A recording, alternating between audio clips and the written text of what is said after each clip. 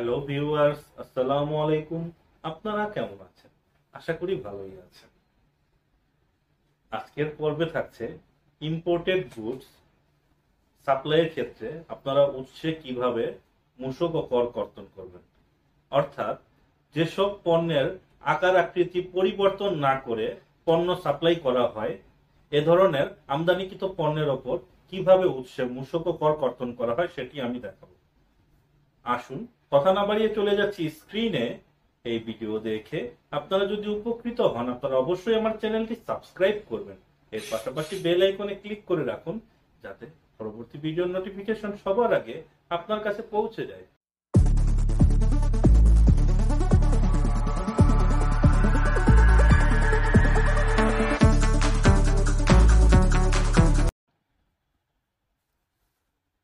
আপনারা যে কোনো ওয়েব ব্রাউজার থেকে fmskillsharing.com লিখে আমার এই ওয়েবসাইটটিতে চলে আসবেন। এখান থেকে আপনারা সার্চ বক্সে এখানে সাপ্লাই অথবা কন্ট্রাক্টর লিখলে সার্চ বাটনে প্রেস করলে আমার এই ব্লগটি চলে আসবে, how to calculate tax and VAT from contractor আর সাপ্লায়ার বিল। তো আমরা স্ক্রল করে নিচে যাচ্ছি। এখন আমরা দেখব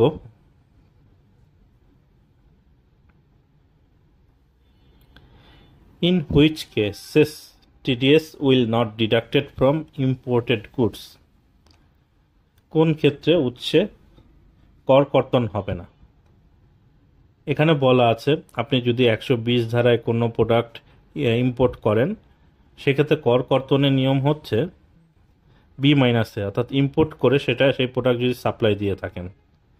এখানে আরও কিছু শর্ত আছে। সেই শর্তটা হচ্ছে এই পণ্যের আকার আকৃতি পরিবর্তন না করে সেভাবে যদি পণ্য সাপ্লাই দিয়ে থাকেন। এখানে একটা প্র্যাকটিক্যাল বিল দেখতে পাচ্ছেন। পিএনসি ইলেকট্রনিক্স একটা রেফ্রিজারেটর সেল করেছে 5 লক্ষ টাকা। আমরা এখানে সাপ্লায়ারের নেম লিখে দিচ্ছি পিএনসি ইলেকট্রনিক্স। তো বাকি যে ফর্মালিটিগুলো আছে, অ্যাড্রেস, টিন বিন, বিল ডেট, এন্ট্রি ডেট, বিল নাম্বার, এগুলো আপনারা লিখে নেবেন।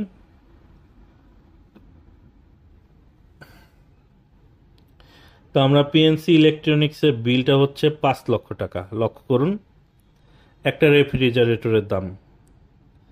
আমরা এখানে শুধু বিল অ্যামাউন্টটা বসাবো 5 লক্ষ টাকা। এখানে ট্যাক্স ভ্যাট অটো চলে আসবে।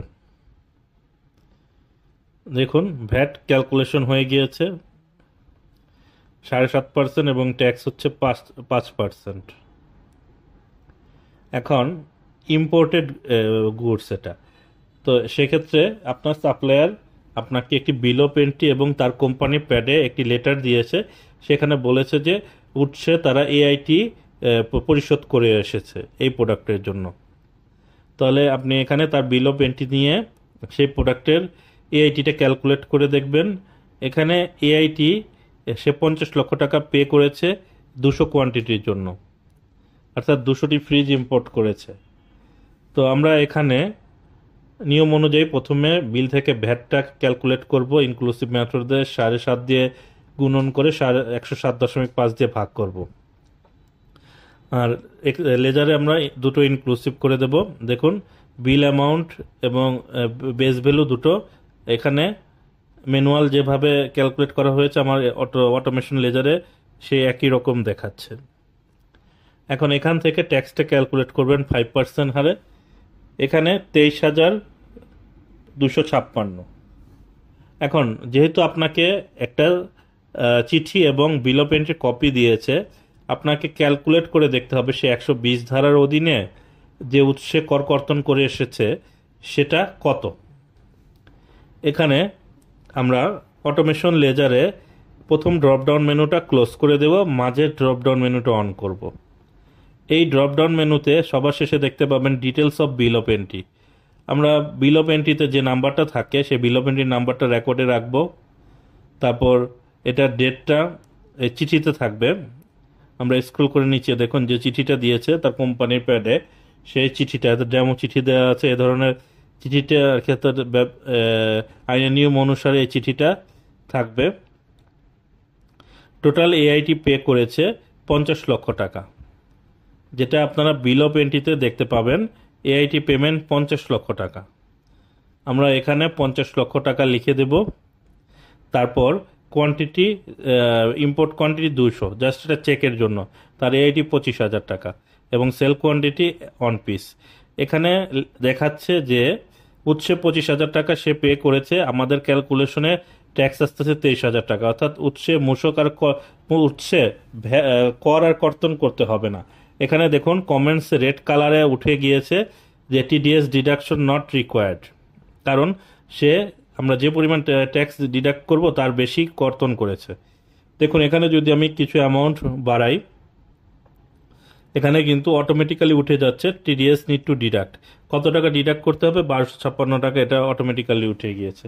আমরা কন্ট্রোল জেড দিয়ে আন্ডু করে নিলাম। তো এখানেও লক্ষ্য করুন, এখানে 1744 টাকা বেশি পেমেন্ট করা আছে এই বিল অনুসারে। তো এখানে উৎসে আর আপনাকে কর কর্তন করতে হবে না, তবে সাপোর্টিং হিসাবে তার চিঠি এবং বিল অফ এন্ট্রির কপিটা সংরক্ষণ করবেন, যেটা আপনাকে উইথহোল্ডিং ট্যাক্স রিটার্ন সাবমিট করতে কাজে দেবে। এখন এখান থেকে বেস ভ্যালু থেকে যেহেতু ট্যাক্স আর কর্তন করতে হবে না, বেস ভ্যালুটাই পেমেন্ট অ্যামাউন্ট আকারে চলে আসবে 4,65,116।